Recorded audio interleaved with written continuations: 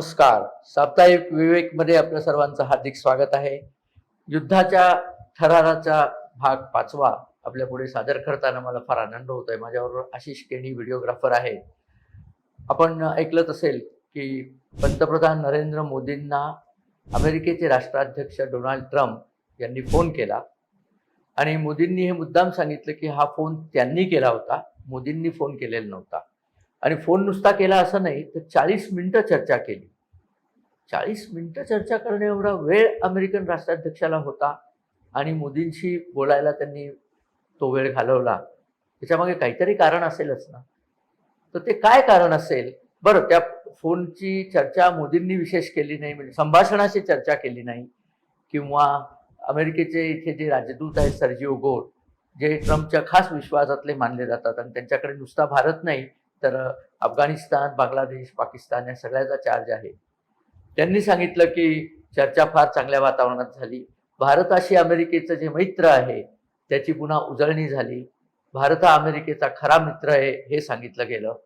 आणि होर्मुझमध्ये जे अमेरिकेने वेढा घातलेला आहे नौदलाने, अमेरिकन नौदलाने, त्याचं पुढे काय करायचं किंवा काय, त्या संदर्भात मोदींशी चर्चा केली. आपण थोडासा विचार केला तर मोदींशी बोलण्या इतकं विशेष मोदींमध्ये काय आहे? तर एक साधी गोष्ट आहे की अमेरिका, इस्रायल, अरब देश, इराण या सगळ्या देशांशी एका लेवलवरती बोलता येणारा एकमेव राष्ट्रप्रमुख म्हणजे नरेंद्र मोदी. आणि जसं ते सांगतात की मैं किसी से आंख झुकाकर बात नहीं करूंगा, आंख उठाकर बात नहीं करूंगा, आंखों में आंख डालकर बात करूंगा, तसं करण्याची क्षमता असलेले मोदी हे एकमेव राष्ट्रनेते आहेत. याची जाणीव ट्रम्प यांना होती. आणि शिवाय इराणचा भारतावरती विश्वास आहे. याच्या आधी ट्रम्पनी इराणला शांती वार्ता करण्यासाठी पाकिस्तानात बोलवलं. ती सगळी वार्ता फेलच गेली. इथल्या विरोधी पक्षांनी त्याच्यावरती खूप काहूर माजवलं होतं की पहा, पाकिस्तान आता जगाचा सर्वात मोठा महागुरु, विश्वगुरु होतो आहे, तुम्ही विश्वगुरु होता, तुमचं काय झालं, वगैरे वगैरे. पण गंमत अशी आहे की मध्यस्थता जर तुम्हाला करायची असली, मध्यस्थी दोन देशांमध्ये करायची, तर तुमच्यामध्ये काहीतरी स्टेचर हवं ना. पाकिस्तानने काय केलं? त्यांनी हॉटेल प्रोव्हाइड केलं आणि 2 खोल्यांमध्ये 2 डेलिगेशन्स बसवली आणि मुनीर आणि शहबाज शरीफ हे निरोप्यासारखे इकडचा कागद तिकडे नेता, तिकडचा इकडे आणायचा, म्हणजे पोस्टमनचं काम केलं आणि हॉटेलच्या वेटरचं काम केलं की तुम्हाला काय खायला प्यायला पाहिजे ती सगळी व्यवस्था करू. याच्यापुरतं पाकिस्तानचं कॉन्ट्रीब्युशन काहीच नाहीये. उलट गंमत बघा की हे सगळं संपल्यानंतर 21 तास म्हणे चर्चा चालली होती. संपल्यानंतर इराणी प्रतिनिधी मंडळाने सांगितलं की आम्ही जीव मुठीत धरून तिथनं बाहेर पडलो, कारण आम्हाला खात्री होती किंवा आम्हाला बातमी मिळाली होती की आमच्या विमानावर हल्ला होणार आहे. कोणाचा होणार आहे त्यांनी म्हटलं नाही, पण स्वाभाविकपणे पाकिस्तानवरती त्यांनी संशय निर्माण केला आणि म्हणले की आम्ही मागच्या दाराने हॉटेलच्या बाहेर पडून गुपचूपपणे इराणला सुखरूप परत आलो. ही पाकिस्तानची लायकी. आणि गंमत सवाल सांगायचे म्हणजे या सगळ्या समारंभाचं बिल हे पाकिस्तानने दिलं नाही हॉटेलला. सेरेना हॉटेल नावाचं उत्कृष्ट हॉटेल इस्लामाबाद मधलं, त्याचं त्यांनी ऑर्गनाईज केलं होतं. ते हॉटेल आगा खान ट्रस्ट आहे.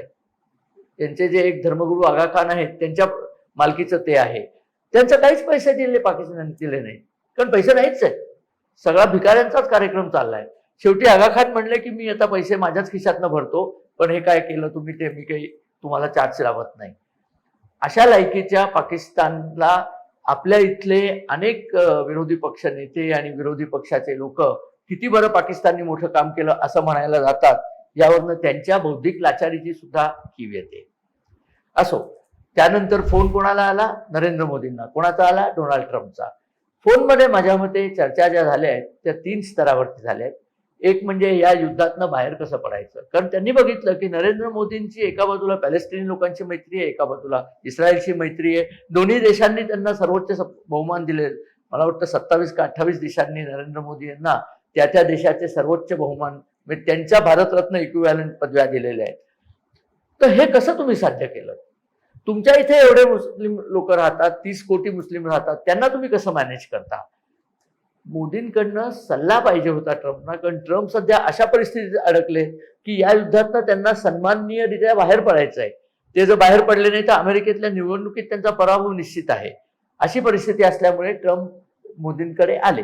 मोदींना विचारलं. मोदींनी माझ्या मते चांगलं त्यांना ॲडवाईस केलेलं आहे की सगळ्या मुस्लिम जनतेचे प्राण जे असतात ते त्यांच्या पैशामध्ये असतात. पैसा जर त्यांचा तुम्ही थांबवला तर ते तुमच्याशी नीट बोलतील, नाही तर ते गुरमीतच बोलणार. त्याप्रमाणे जेव्हा अमेरिकेच्या नौदलाने संपूर्ण होर्मुझच्या खाडीला वेढा घातला आणि त्यातनं इराणची जहाजं येणारी, इराणहून येणारी जहाजं आणि इराणला जाणारी जहाजं त्यांना अटकाव केला, तेव्हा पहिला फटका बसला इराणला की पैसे मिळायचे नाहीत. तेल विकलंच गेलं नाही तर पैसे देणार कोण? आणि जहाजांमध्ये काय येत होतं? दोन गोष्टी येत होत्या. एक तर खाण्यापिण्याच्या गोष्टी येत होत्या, कारण इराणमध्ये सध्या भयंकर टंचाई आहे खाण्यापिण्याची, आणि त्याच्याशिवाय शस्त्रास्त्र येत होती.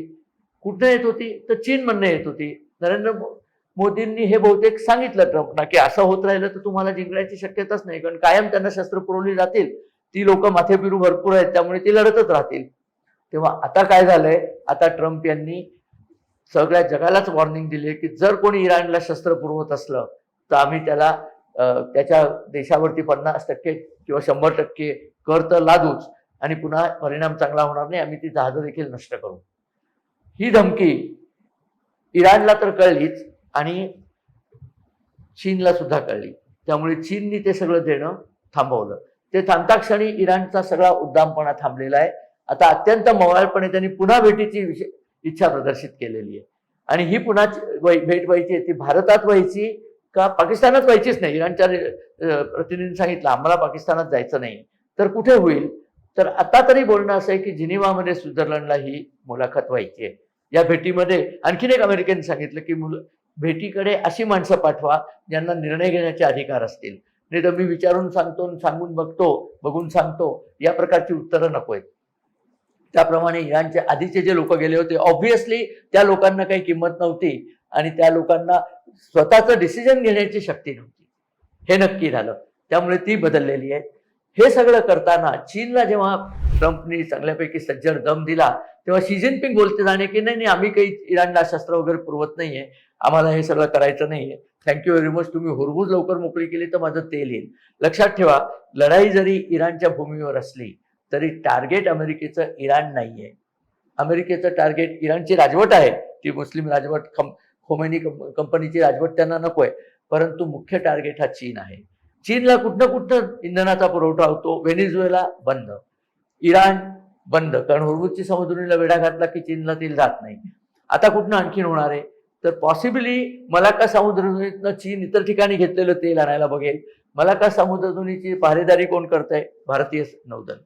हे सिंगापूरच्या तिथे जी मलाक्काची समुद्रधुनी आहे, तेव्हा तिथे सुद्धा बहुतेक बोलणं झालेलं आहे नरेंद्र मोदींचं की तिथेही चीनचा सप्लाय रोखायचा. चीनचा सप्लाय सगळीकडनं रोखला की त्यांची आर्थिक प्रगती खुंटते. मुख्य म्हणजे त्यांच्या कंपन्या बंद होतात. कंपन्या बंद झाल्या की चीनमध्ये असंतोष लोकांचा सुरू होतो, कारण लोकांना खायला मिळत नाही. आणि तो असंतोष सुरू झाला की चीनी कम्युनिस्ट पार्टीची पंचायत होऊन बसेल. आणि तसं आता व्हायला लागलंय. चीनच्या काही शहरांमध्ये ऑलरेडी दंगली सुरू झालेल्या आहेत. नुसत्या चीनच्याच नव्हे तर इराणच्या सुद्धा शहरांमध्ये दंगली सुरू झाल्या आहेत. आतापर्यंत लोक यात सगळ्यात ज्या चकमकी करतात किंवा त्यांच्यावरती जे अत्याचार करतात त्या बसीज आणि IRGC यांना घाबरून होते. आता ते हळूहळू भीती नष्ट होत चालली. इमाम खामेनी स्ट्रीट म्हणून जो इराणमध्ये तेहरानचा प्रसिद्ध रस्ता आहे, त्या स्ट्रीटवरती बॉम्ब हल्ले झाले. आणि बॉम्ब हल्ले म्हणजे साधे गॅस सिलेंडर घेऊन त्यांनी त्याचे स्फोट केलेले आहेत. इराणचं सध्या फार वाईट परिस्थिती चाललेली आहे. या परिस्थितीत बाहेर येतील तोच खरा इराण उरेल. पण ट्रम्प यांचं म्हणणं असं आहे की इराणला आपण मागे सोडायचं, म्हणजे 100 वर्ष तरी ते मागे जातील एवढा त्यांच्यावरती हल्ला करून त्यांचे सगळे इन्फ्रास्ट्रक्चर मोडून टाकायचं. त्याच्यानंतर काय, हा प्रश्न त्यांनी मोदींना विचारला असेल. आणि ठरलं बहुतेक असं आहे की त्यानंतर भारताचे वर्कर्स वगैरे विसा घेऊन इराणमध्ये जातील आणि भारताला या बिझनेसचा खूप मोठा सेक्शन मिळेल. हे झालं असेल अशी आपण समजूत करूया, अशी आपण आशा करूया. हे एका बाजूला झालं. दुसऱ्या बाजूला आता लढाईचं काय करायचं हा मुद्दा होता. तर लढाई आता शक्य तितक्या लवकर थांबायची. ट्रम्प यांनी संकेत दिलेच की लढाई आता फार दिवस राहणार नाहीये. प्रोबॅबली ही लढाई अजून 7 ते 8 दिवस चालेल, त्यानंतर ही बंद होईल. कारण या लढाईचा पुढचा भाग असा होता की इराणला आणखीन इतर ठिकाणी नष्ट करायचं होतं. दुबई, सौदी अरेबिया, कतार या ठिकाणी बॉम्बिंग करून, पण त्या बॉम्बची क्षमताच कमी झाली आहे. कारण त्यांना जे मटेरियल येत होतं चीनकडनं ते मटेरियलच थांबवण्यात ट्रम्प यशस्वी झालेला आहे. असं वाटतंय ट्रम्पच्या बोलण्यावरनं की इथल्या या सगळ्या लढाईचा अंत येत्या 8 ते 10 दिवसात होईल. त्यानंतर सुरू होईल ती पुनर्बांधणी, रिकन्स्ट्रक्शन. त्या रिकन्स्ट्रक्शन मध्ये कोण त्यांना मदत करेल हाही एक प्रश्न त्यांच्या बोलण्यात असेल. भारत नक्कीच रिकन्स्ट्रक्शन मध्ये जाऊ शकतो. बरं, हे रिकन्स्ट्रक्शन इराण काही स्वतःवरती सगळं करून घेईल असं नाही. शेजारचे अरब राष्ट्र आहेत तिथेही ते हल्ले करायला मागे पुढे पाहणार नाहीत. त्यामुळे तिकडे पण रिकन्स्ट्रक्शन मिळेल. त्यामुळे कन्स्ट्रक्शन क्रूला खूप जास्ती संध्या मिळत आहेत. ही पण एक खूप चांगली गोष्ट होऊन चालली आहे. याचा अर्थच असा आहे की नरेंद्र मोदींनी जो एक प्रकारचा अलिप्त भूमिका ठेवली होती की अमेरिकेच्या बाजूचंही नाही, इराणच्या बाजूचंही नाही, त्याचा फायदा होत असताना आपल्याला दिसतंय. भारतीय लोकांना भरपूर काम मिळणारे, संपूर्ण इराणची पुनर्बांधणी करण्याकरता अमेरिकेला जरी कॉन्ट्रॅक्ट मिळाली तरी काम करायला भारतीय लोकच असतील आणि त्यामुळे भरपूर पैसे भारतीय लोकांना मिळतील. त्यामुळे या युद्धाचा हा तादृश फायदा भारताला झाला असं म्हणायला सुद्धा आपल्याला हरकत नाही. नक्की हे घडणार आहे, येत्या नजीकच्या भविष्यातच घडेल. कारण इराणने एकदा कबूल केलं की आम्ही युरेनियमचा वापर एनरिचमेंट करता करणार नाही, त्याचा बॉम्ब बनवणार नाही. जी कबुलात ते हल्ली पूर्वी असं म्हणतात की अमेरिकेने सांगितलं होतं की तुम्ही जे एनरिचमेंट आहे युरेनियमचं ते 20 वर्ष थांबा. इराण म्हणलं आम्ही 5 वर्ष थांबवू. कुठेतरी मांडवळी होऊन 8-8.5 वर्ष ते एनरिचमेंट थांबेल. म्हणजे दोन्ही बाजूला वेळ मिळतो त्यांचं एनरिचमेंट होते की नाही ते बघण्याकरता. आणि इस्रायल तर हेजबुल्लावरचा हल्ला मागे घ्यायला तयारच नाहीये. इराणने कितीही कावकाव केली तरी इस्रायल तो हल्ला सोडत नाहीये. त्यामुळे तिथे त्या आघाडीवर फारसं काही घडेल असं नाही. लवकरच तुम्ही बघाल की या आघाडीवरती इराणचं सैन्य घुटणे टेकेल. कदाचित ते भाषा खूप मोठी मोठी करतील की आम्ही येऊ करू, आम्ही तेव्हा करू, पण त्यांची आता शक्ती उरलेली नाहीये. देशामध्ये प्रचंड असंतोष माजलेला आहे. चीनमध्ये सुद्धा असंतोष माजलेला आहे. हे बातम्या आपल्याकडे फारशा येत नाहीत. मी काही बातम्या मुद्दाम चीनच्या बघत होतो आणि त्याच्यामध्ये असं जाणीव झाली की बीजिंगच्या अतिशय मोठ्या रस्त्यावरती गॅस सिलेंडरचे बॉम्ब टाकलेले आहेत आणि त्यामुळे बीजिंगमध्ये सुद्धा एक प्रकारचं इमर्जन्सीचं वातावरण निर्माण झालेलं आहे. बघूया आता काय होतं ते. भारताला या सगळ्यामध्ये खूप संधी आहे. भारत हा मध्यावरती उभा आहे. बरं, प्रत्यक्ष याची जी मीटिंग आहे ती भारतात घ्यायचीच नाहीये, ते मोदींनी सांगितलं होतं, ते तुमचं तुम्ही बघून घ्या. तर मीटिंग आता जिनिव्हामध्ये होईल आणि त्यानंतर युद्ध थांबलं की जी कामं निघतील त्यात प्रचंड कामं, प्रचंड कॉन्ट्रॅक्ट ही भारतीय कंपन्यांना मिळतील आणि भारतातील तरुणांना एक वेगळ्या रोजगाराचं द्वार उघडून देईल. त्याकरता मी या सगळ्या सरकारचं अभिनंदन करतो आणि इराण सरकारचे अभिनंदन करतो की त्यांनी आता युद्ध थांबवायच्या दृष्टीने तयारी सुरू केलेली आहे. बघूया किती लवकर युद्ध थांबतं ते. नवीन नवीन गोष्टी युद्धात काही घडत असल्या तर मी आपल्याकडे त्या आणणारच आहे. तोपर्यंत मला रजा द्यावी. नमस्कार आणि धन्यवाद.